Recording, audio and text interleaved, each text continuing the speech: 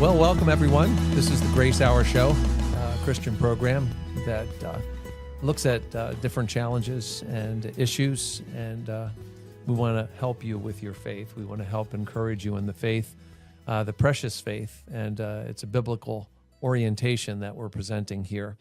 My name is Steve Andrulonis. I'm one of the pastors here at Greater Grace Church in Baltimore. With me is Philippe Serradji, who is the young adults leader here at our church in Baltimore. And we're talking about, this week we're analyzing like some of the trendy kind of issues. Yeah. During the week today, we're talking about this. Maybe you've read it, on the internet, you come across this kind of thing if you are a believer, deconstruction.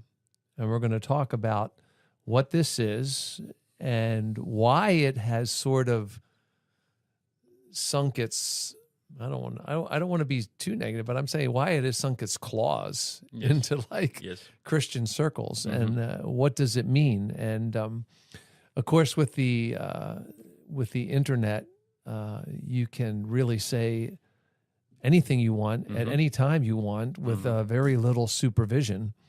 And so there's a lot of things that are said about, what deconstruction is. And this is, maybe you could define it. You have a definition there, Philippe. And you could talk about that, share that, and then we could have it as sort of a launch point for our discussion today. Yeah, so when we talk about deconstruction, there's a positive side and there's a negative side. So before I go into definition, let me be clear what you and I are talking about today. And we'll say more on this as well. But is there a good side to what people might say deconstruction? Yes.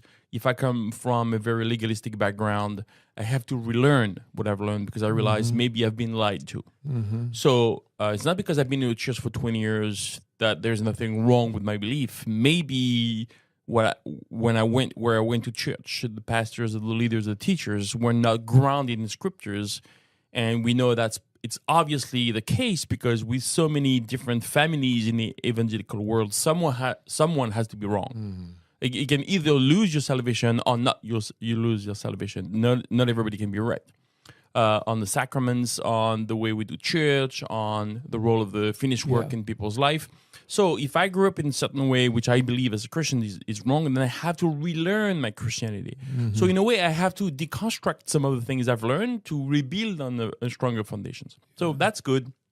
We'll talk about Acts 17:11 later. But what we're discussing is when people take this deconstruction a little further down, I'm going to read a paragraph that I found very interesting on this website called Got Questions, and so this is what they said: deconstruction is the heading most recently applied to the process of questioning, doubting, and ultimately rejecting aspects of the Christian faith. Right? So let me read it again. Deconstruction is the heading most recently applied to the process of questioning, which I think is good, doubting, and ultimately rejecting aspects of Christian life or Christian faith. That's the issue on the negative side. So this is in application deconstructionism, an approach that claims to disassemble beliefs or ideas while assuming their meaning are inherently subjective, meaning you and I have the authority to decide on our own whether it's true or not, right? So that's behind this.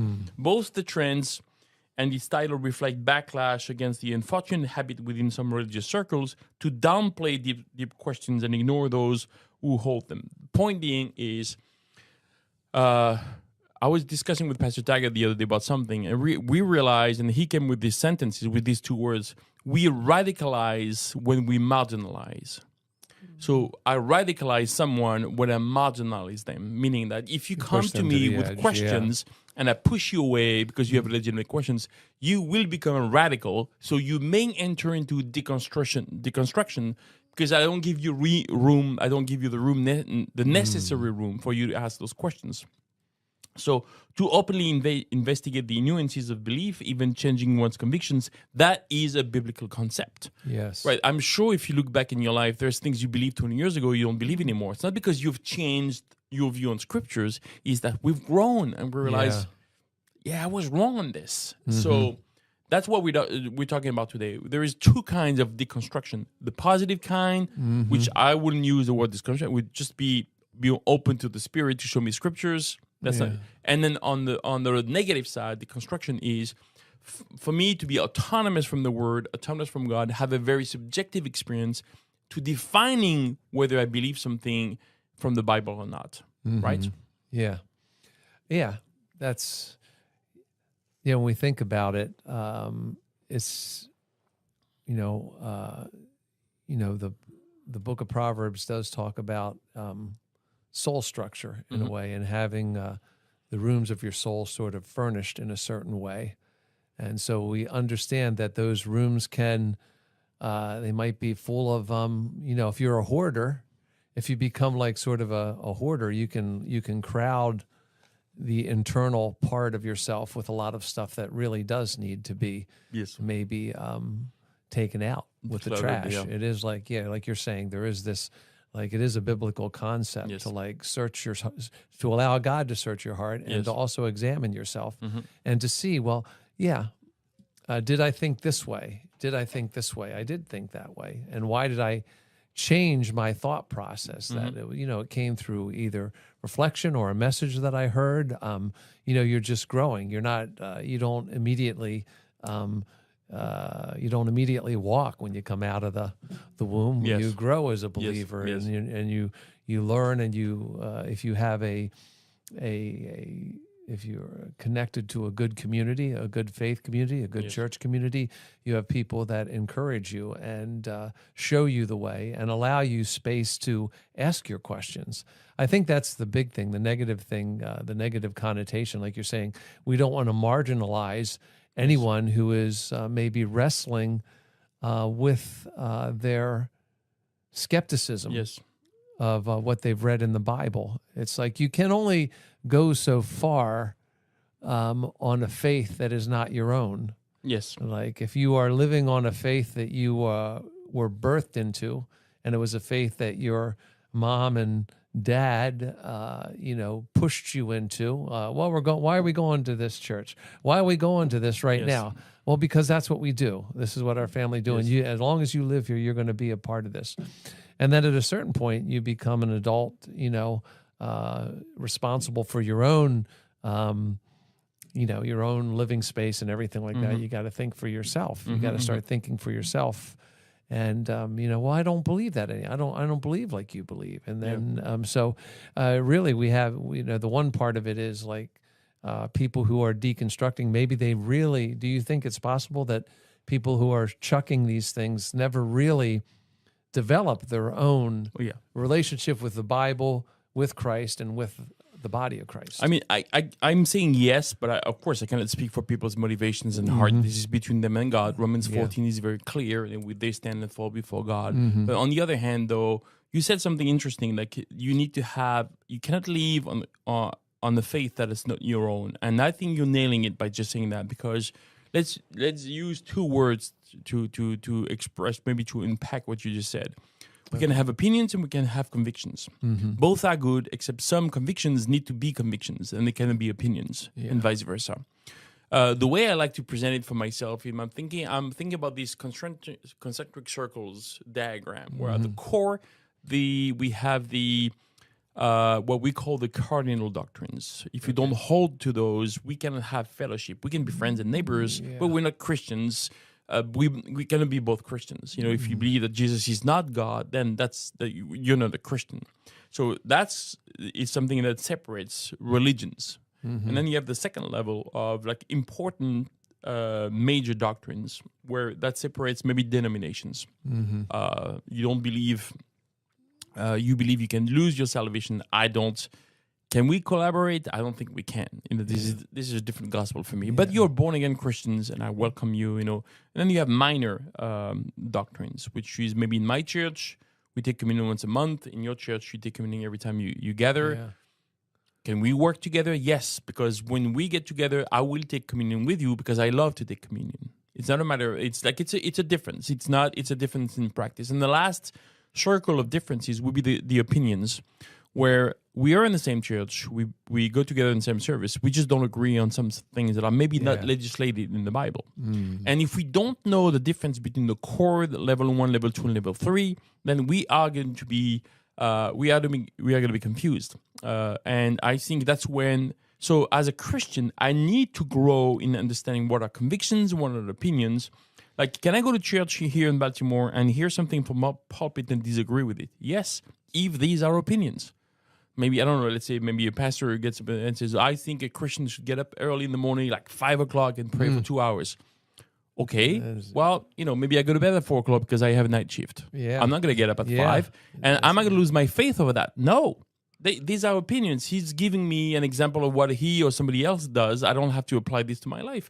Now, whether he says something biblical, I have to decide whether to obey or not. But I cannot, if in the family or in the church, we don't leave the space for Christians who ask the deep questions, we are pushing them towards the wrong kind of deconstruction. Because I think we need to have the safe space for people to be able to ask the hard questions. And that's one way to make faith as your own. Like, I teach apologetics to the seniors at the Christian school, and I see them for 2 hours a week, and we have a conversation. The first month, I completely dedicate the first month to critical thinking. Okay. And the main idea is you have to develop critical thinking, and they, okay, well, I understand that. I said, well, yes, also in church. Also in church. Meaning that Acts 17:11, the Bereans were described as having a better attitude than the one of Thessalonica because they checked every day to see if what Paul and Barnabas taught them was according to scriptures.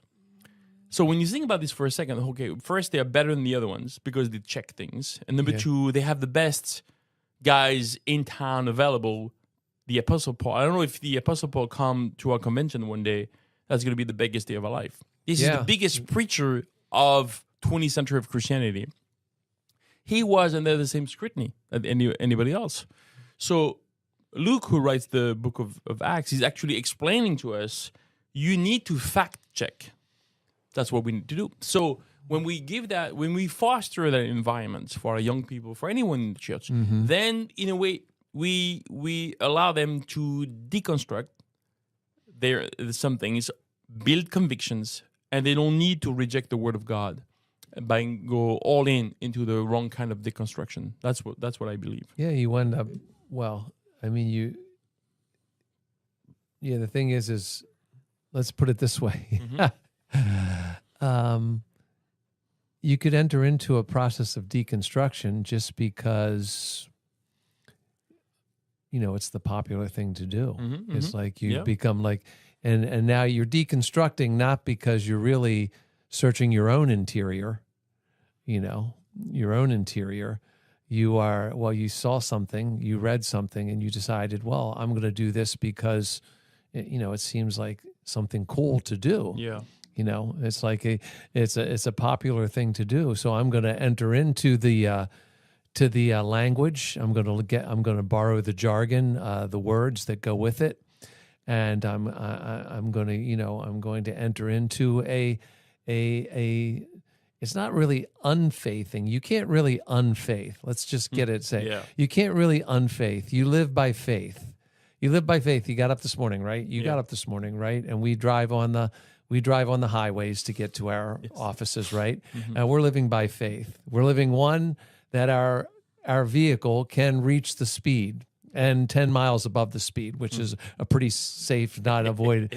And we're also exercising faith in the fact that everyone else behind these vehicles that weigh more than 2 tons and are moving at 55 to 70 to 80 miles per hour, we're trusting that everyone else behind the wheel has been trained in the operational process, and also in the whatever the societal process. This lane means this. You signal, you cut me off. Yes. I know what I'm saying. So we live by faith. We have faith. Everything is faith. You're not unfaithing. You're refaithing. Yes. And maybe your faith isn't the faith that you got growing up.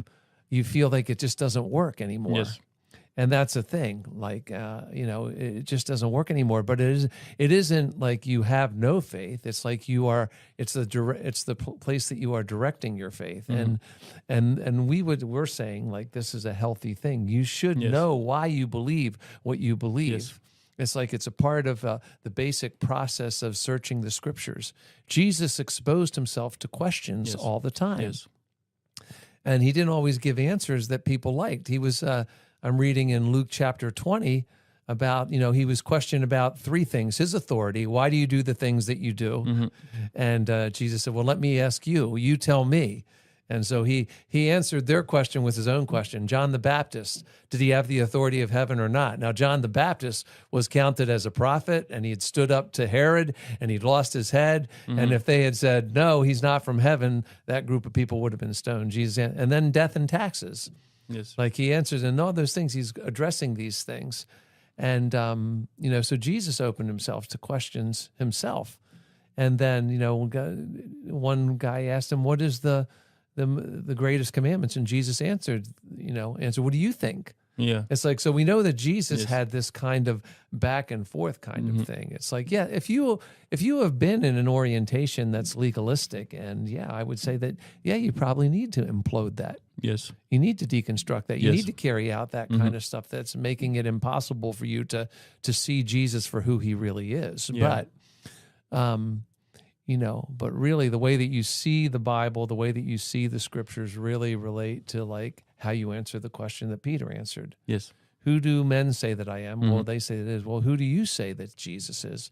Do you believe him to be, the Christ, the Son of the living God? Because then everything changes. It's built on the relationship that you have with the Son by the Spirit. Yeah. And then you look at the scriptures in a different way, right? Yeah, because I think that's the key. I think he's saying, like, so some of the things they're saying here is, like, in practice, deconstruction always acts as a polite cover for demolition, which is very interesting. Demolition. I think it's a different deconstructing and demolitioning is two different things.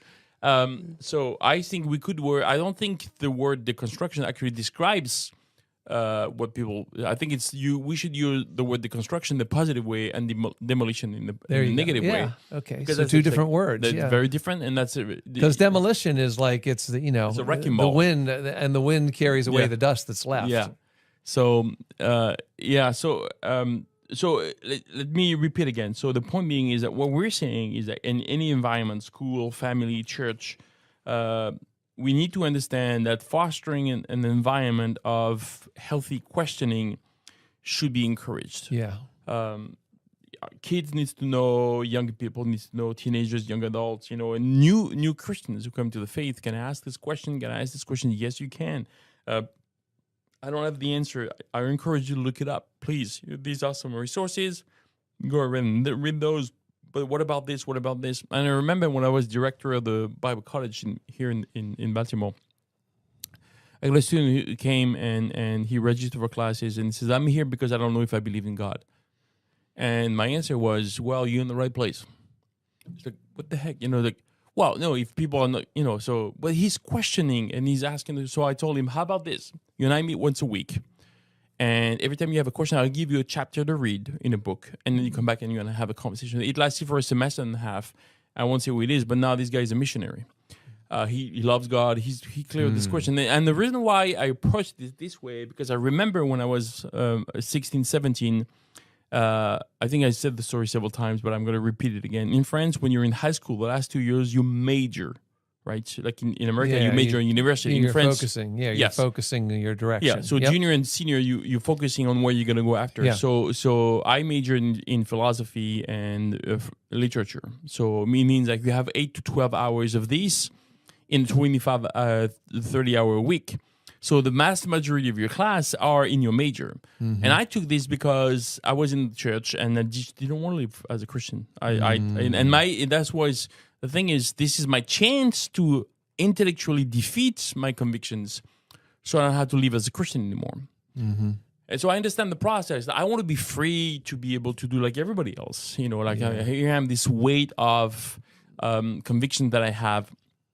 So I spent over a year, in going to the classes, asking questions and realizing, and I actually got allowed me to have that because I didn't go to church. I went to high school, but I had this friend who was in the church, was very good with apologetics and answering questions. So I would compare, I would ask my teacher in philosophy, and I had my friend in apologetics in the church to ask the same questions. And slowly I realized, well, that doesn't mean anything. That doesn't work. And I went back to my friend who in the church. Well, that makes more sense, And and 18 years old, I enrolled in Bible college. That was it for me. So I think there's a healthy environment that God provides for us to ask the questions. And actually, at the end, I could not deconstruct my faith. I could not demolish my faith because it didn't make any sense. Yeah. The foundation was too strong. So, of course, some of the things I've heard that didn't make any sense for me, so I moved on from those things. And that's exactly the positive things that we need to do. Is like not everything that people say in my church are true, but is the Bible true? And if the Bible true, then my faith cannot be developed on subjective thinking. It has to be developed on objective thinking. And that's exactly what we're discussing here. So there's a healthy process. And there's an unhealthy process. The healthy process is fostering an environment where questions are possible. Mm-hmm. The unhealthy process comes from what we call postmodern ideas. Yeah. For those who don't know, you look at history, you have what they call the Dark Ages, and then you have a Renaissance, which is the Enlightenment century with the French philosophers, 18th century, Voltaire, Rousseau, Diderot, these guys, who basically enlightened the world with new ideas so we could escape from the faith. And that ushered in the Age of Reason until World War II. So from the Enlightenment entry until the 1950s, you had this idea that reason is the ultimate authority. Now, when we see that the 20th century was the world century in human history in terms of death toll, war. We realize war and 2 world wars. And all kinds of wars, and the death toll is close to 200 million in the first 50 years of the 20th century. You realize, okay, maybe reason doesn't work. So now we are not in the modern era. We are in the post-modern era. We are beyond. So reason now is a problem. Facts are a problem.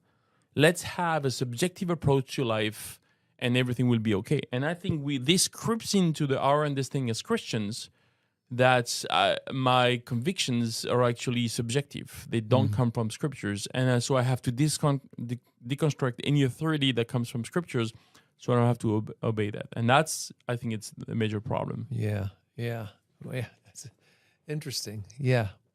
I think it comes down to a couple of points, like you said. There is one big question, like, is Christianity true? Yep. And this is, can we prove that God is real? And the question, like, beyond a shadow of a doubt. And I'm like saying, using human reason. And no, we can't. We have to admit that. But neither can you prove that God is not there. Yep. It's like, this is a belief system. So, and is Christianity true? Do you believe what the Bible says about that? Are the documents of the Gospels reliable? And you can, based on, historical people who aren't believers have said that, probably the gospel accounts are reliable. There's, people told the stories, they're different, but they're reliable. Are they true? That's one thing. But then you cross over to another point, right? Is it good? That's where we're getting to. Like, now we're starting to get to like value judgments rather than, okay, so you can't, I'm using my human reason to deconstruct myself because I'm just, you're saying like, because Christianity, I'm just finding that it can't be true because it's not working in my life. And then you enter into a value judgment. It's really not good because look at what Christians do. Yeah. Look at how bigoted they can be. Look how exclusive they are, that kind of thing. And so this is creating like the sort of tension and like, let's go through the Bible. We know Paul mentions names of people who were believers, who were followers, and then stopped following. And he makes it clear about them. And these people, people have always, from the very beginning, people have departed from the faith. It's like, and they followed it, and they saw that it was, they believed it was real. They believed it was real. They got disappointed.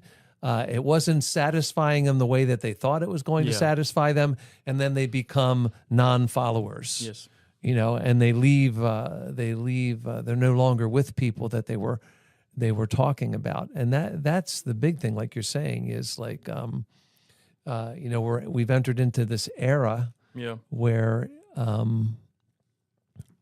the don't tell me what to do era, which is a law in itself. Because you're saying, don't tell me what's true. Don't tell me that the Bible's true. I'll find my truth for myself. Well, that's a truth, Yes. And you turn into just as much of a bully, because if you create like an online mob that believes just like you believe, you're an oppressor. I'm sorry. You can't define anyway, because, if it was just one-on-one, face-to-face, and you're having a conversation, that's a give and take, question and answering. It can be a decent, civil, and you can agree to disagree. But when you collect a mob with you and they're all in the same thinking process, then you've become a bully. And you start like like you said, what'd you say? Marginalize, you radicalize them. Yeah. So, when we marginalize someone else's opinion, when we push it away, then we become sort of a radical against it, and we join with the crowd that wants to say, you can't tell me what to do.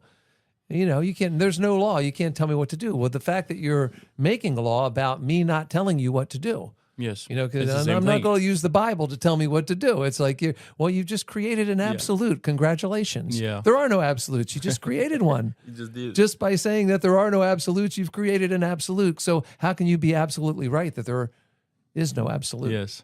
It's the worst kind of absolute, because it's a self-defeating absolute. That's right. Yeah. Well, I'm just, I designed all those statements to confuse you, especially Jehu.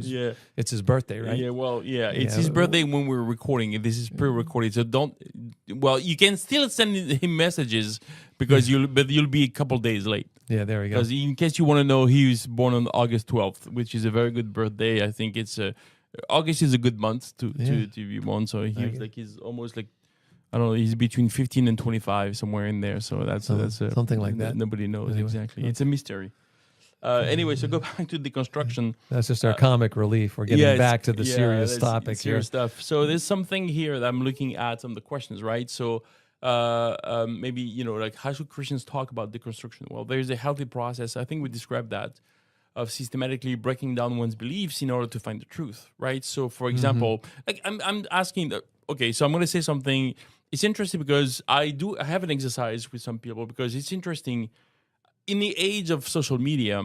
And I'm going to say something that's maybe going to hurt some feelings, but that's fine. It's just Philippe Serradji, has nothing to do with our church here. It's just me. But what I do sometimes, even people I know, like we go to the same church, people I've known for years, 9 out of 10 controversial posts that they post are not true. Now, I did the math myself. I went through and think, well, that's not true. And a simple fact check would be enough. Oh, the fact check. I'm not talking about fact checkers. I'm talking about doing the work yourself. Yeah. So, and that idea of like a critical thinking is absolutely fundamental for us as Christians, because, and I'm a little worked up about it, because our young people are looking at older people saying stuff that are not true, and they know they are not true, and they're questioning the integrity of Christians. Yeah, and as they should. So that's a big one in one way. So I said something the other day. I asked a group of people, how many times, don't answer the question because it's a trick question. Trap. Okay. How many times do we find "do not fear" in the Bible? Most people answer 365. Not true. People look at me, well, but it's encouraging. Yes, but it's not true. Now, if it was only one time in the Bible, would that be encouraging enough? It would. Yeah. Why does it have to be this magical number? I think it's 78. That's how much I counted. Anyway, even if I'm wrong by 100, it's not 365. And it's the same idea. Sometimes we say nice things. When I remember, because this process of thinking, when I was in my first year of Bible college, I had a teacher. I took a class of apologetics, and the teacher said great things. And he said one thing one day just bothered me. He says, "Well, this is explaining why." So remember when Joshua prayed and God hold half a day in the sun up so they would finish the battle, And this teacher in apologetics in the Bible college told the whole class, well, we did calculations, and actually, guess what? We're missing one day, and that's exactly, so it proves. So I'm thinking, we're missing one day. How do we know we're missing one day? Yeah. How do you know how many days? Yeah. Because in the previous class, it gives us the whole chronology on, we don't know exactly, maybe the beginning of the earth, was between 6,000 and 10,000 years. So you're missing 4,000 years, and you tell me you found the missing day in Joshua. How did you come to that? We don't even know exactly what day Christ was born. That's true. Which is, so because it was a calculation done during the Middle Age, and we found out there was it was wrong. So the point being is, but the whole class was like, oh my God, like we found the missing day. No, we haven't. Yeah. But that just bothered me because it tainted the respect I had for that teacher. Because I'm thinking, if you don't give me some odd arguments that you cannot even prove, then what about the rest? And it really put me in place. Because I just came out of that season I was talking about, was questioning everything. And now you're going to come back, I'm taking my first class in apologetics, and you're going to say something that is not true. That bothers me. So as teachers and pastors and leaders, we have to be extremely careful as we go back to how do we avoid like the big wrong kind of demolition, which is the wrong kind of deconstruction. First, we fact check ourselves.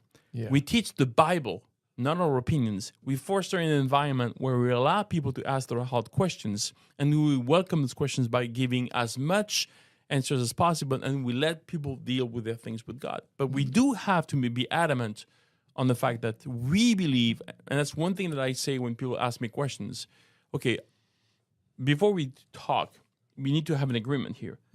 Is the Bible the Word of God? Because if you tell me no, there's not much we can talk about. But if you tell me yes, we can have a conversation. So just a few thoughts on that. Yeah, well, I think that's good. I had the same kind of experience when I was younger. It was a different kind. It wasn't an apologetics class, but there was somebody coming around, talking about the satanic influence in rock and roll music. Yeah. So, and they were playing records backwards. It was I like heard back that in the subliminal messages. Subliminal messages and everything like that. Yeah. If you play this song, backwards, it says it's fun to smoke marijuana. I'm I heard the same. So I'm watching this, and they're showing like, and it's, and there was this era, with when back in the days when they had, when vinyl was first popular, and you had big albums, and there's like satanic imagery on there. You can see the devil there, and I'm buying it. And then then he got to one of my favorite groups that I had been listening to most of my life, and the guy said something about him offering his son to Satan for popularity, and that was like, you're right. When you say something unfactual, when you drop something in there. And I knew the kid had died because I was a fan of the group. I knew the kid had died from a congenital heart failure. It was really a miracle that he lived 4.5 years, because of the heart that he had. Yes. And so this whole story came up. And so, like you said, I got spun out. You got spun out because this apologetics professor said and I remember this. There was a guy who used to tour around here. He came and spoke to one of our Bible studies in this ministry, and he was an engineer, and he was hilarious. He was really funny, but he told that whole story about how he worked at the National Center of Aeronautics down near D.C., and they figured out where the lost day was, and the sun stood still, and then you calculate in when Hezekiah, the sun went backwards 10 degrees, and this puts everything into a nice, tidy box. Yeah. I'm here to say that, Jesus didn't put things in a nice, tidy box, because he gets asked in Luke 20, by whose authority do you do what he said? And he said, I'll give you a question. John the Baptist, was he from God or not? Yeah. Well, we can't answer. Okay, well, then I'm not going to tell you. So people say, why are you saying that? I said, because there's certain things that God is not going to, he's not in the business of fact checking himself. Yes. It's like, he's not going to try and fit everything into your human reasonable mind, because even if you had all the answers, you would still, there would be still something about God that would disappoint you. Yes. I mean, it's just the fact. Yeah. It's like when we look through the Bible, it's like everyone has a disappointing moment, and do they still believe in the relationship and the love that God has for them? That's the crisis point, I think. Yeah, I mean, I remember I said, like, you were mentioning the hard rock. when I was younger, I had my hard rock phase, so I had my favorite band, which was obviously AC/DC and Kiss and all these things. Yeah. And I've heard someone say came to me, "Did you hear about what those names stand for?" Which I thought I knew, but obviously they had another meaning, which is AC/DC means Antichrist and Death to Christ, which ridiculous because the emblem is a electricity, like it's a like it looks like a lightning rod, Yeah, a lightning, who knows, and then yeah. it's and AC and DC are the two type of currents you have, and Kiss, which is the Knights in Service of Satan. That's what I've heard. Oh yeah, many yeah, times. yeah. It's not true. Yeah, well, this guy did that. This guy, this so we guy got the had same me. sources. Yeah, they had the whole kind of thing, and then he got Yeah. to this little point. I said, Yeah. then people were telling me like, well, you know that this is the devil. And I mean, look at the pictures. I said, I understand that, but why did he have to lie? Yeah, exactly. I said, why did he have to lie? He didn't Yeah. have to tell a lie to convince me that Yes. some of this music is demonic and probably stimulating me in areas I don't want to be stimulated. Yes. Okay, you got me. But then you just don't understand that a little leaven leavens the whole lump. Yes. I mean, it's a biblical principle. It is a biblical You drop a principle. little lie into something Yes. and like we're spun out.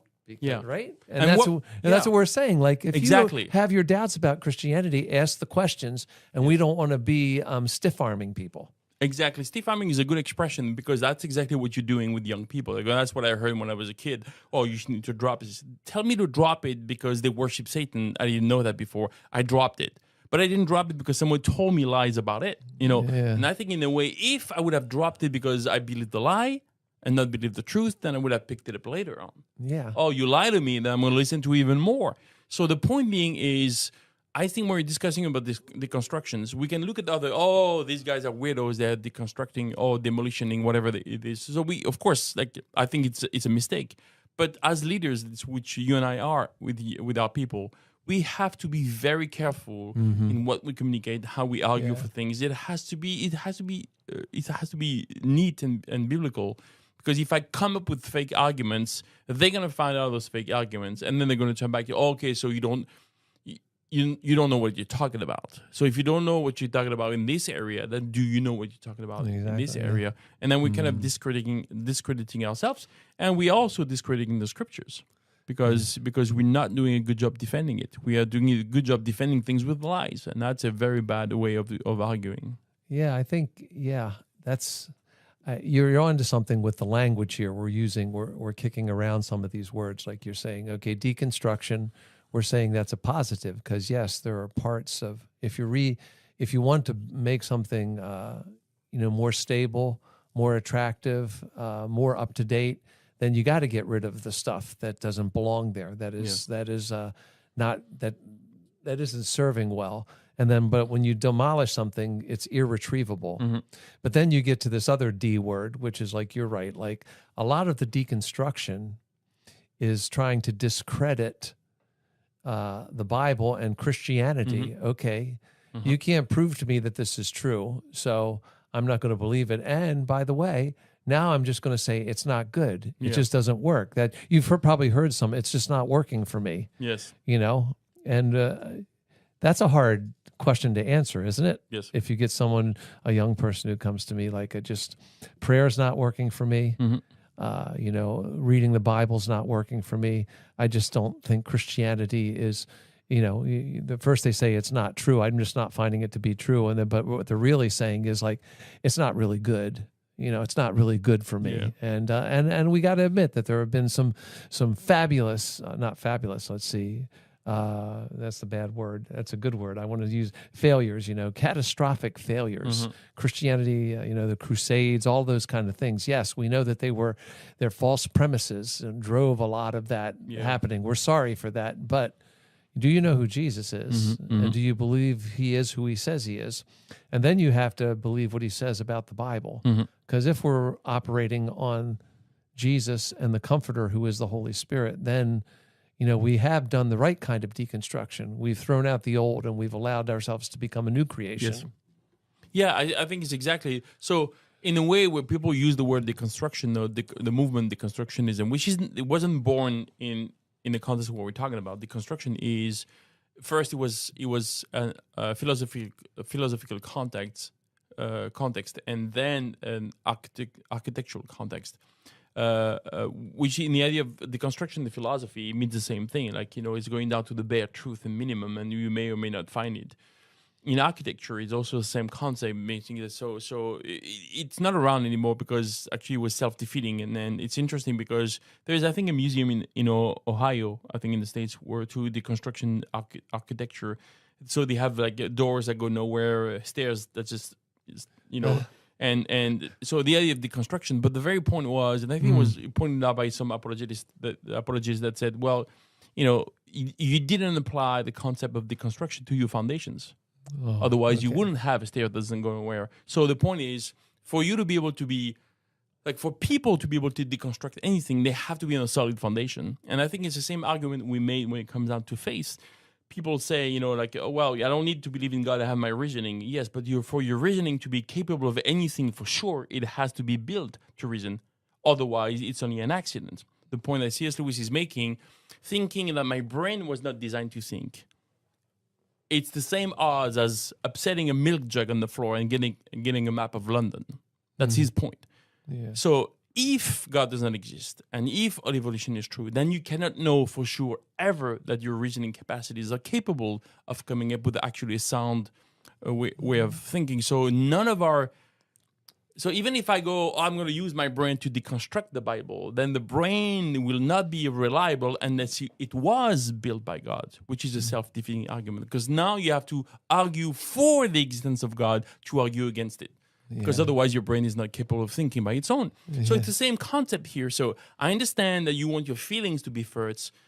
I understand that we only be subjective. I get it, on the other way. But life doesn't work this way. Yeah. Whether I like that 2 and 2 equals 4, or I doesn't change the fact that it does. Yeah.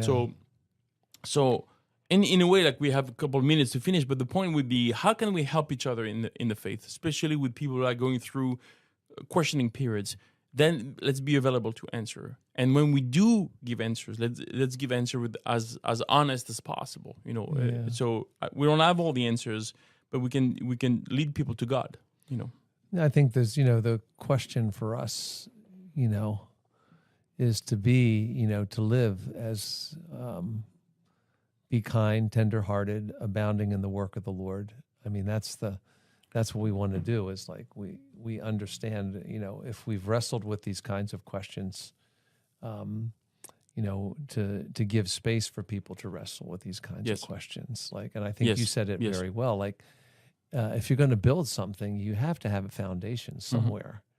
And that's leading the foundation. Okay, so Christianity, organized Christianity, church life just doesn't work. And I'm like, okay. But if we open the Bible and we read about this person named Jesus, can you believe in him? It's like when I encountered another Muslim woman on Saturday, and she asked me, this is, I told her I'm a believer in Jesus, and she said, well, I'm a Muslim. I said, well, Jesus is one of your prophets, right? Yes, he is. He's a prophet. And I said, and prophets tell the truth, right? Yes. I said, well, I've read the Bible. And in the Gospels, Jesus has a gift for you. Jesus wants to give you new life. It says that. And you can ask him to give you the new life. And I said, you can ask Jesus the prophet to give you the new life. And so that's where I went. Yeah. I didn't try and deconstruct all of her premises about who Allah is and who Jesus is. I just said, you believe Jesus is a prophet? Yes. Our religion teaches that. I said, well, Jesus has a gift for you. And in the words that were written about Jesus, he says, ask Jesus for the gift that he has for you and see what happens. So there you go. Yeah. I didn't destroy her. Yes. I gave her an opening. Yeah. And maybe that's the question that people who are trying to decommission, deconstruct, demolish. Any of that. You're adopting my French accent. Yes, there you go. You're putting the intonation on the wrong syllable, like a good Frenchman would. Oh yeah. Anyway, but we just, if you're trying to, just ask Jesus for help. Yeah. Could you take a month and just ask Jesus for help? Read through the Bible and ask the Holy Spirit to help you. Yes. Could you do that? That's the challenge that I would say. Yes. I think it answers one of the questions: how should Christians engage with friends and family members who are entering into the deconstruction process? Being available. Yeah. I want to answer the question. I do say. I mean, Jehu's he was in my class years ago in apologetics. I tell the students every single year, if I remember to say it, I was where you were, I was where you are, and also maybe I went further than all of you in my life. Like I question everything. And I'm not teaching apologetics because it's a good hobby. I'm teaching it because I think it's fundamental to and then people gave me the room to be what I wanted to be, what I was looking for, in all the questions I had. And then when I got all my answers, then the 40 plus years later, here I am. I'm working with God, serving God because I believe that what I believe is true, and not because I was strong armed into it, as you said earlier. It's because I had the room to ask the right questions, find the people who had the right answers. And I did my deconstruction a little bit in life, and I did that a few times when I come from your family, your religion. I was a Catholic first, and then you go to the church for 3 years.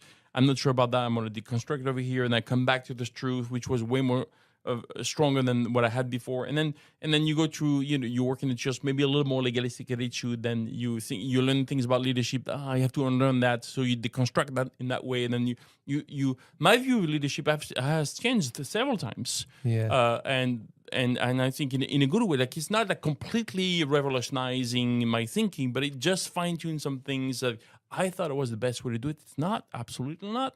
And I think it's very important for us to be flexible and humble before God, to be taught, by the Spirit. And that means when people or friends go through this, then we have to be available to help them. Wow. That's amazing. Well, friends, we hope we've helped you. We had a good time. We've had a good time talking about this. Jehu had a great time to do this on his birthday. Yeah, I think have a great, yeah.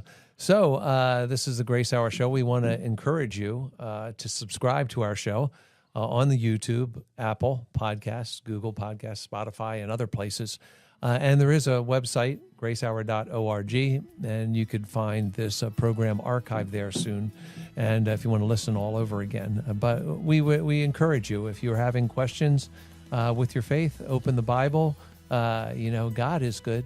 We can say that God is good. And so for Philippe Serradji and Jehu Vandiver, I'm Pastor Steve Andrulonis saying have a great afternoon and a great rest of the week. God bless. Amen.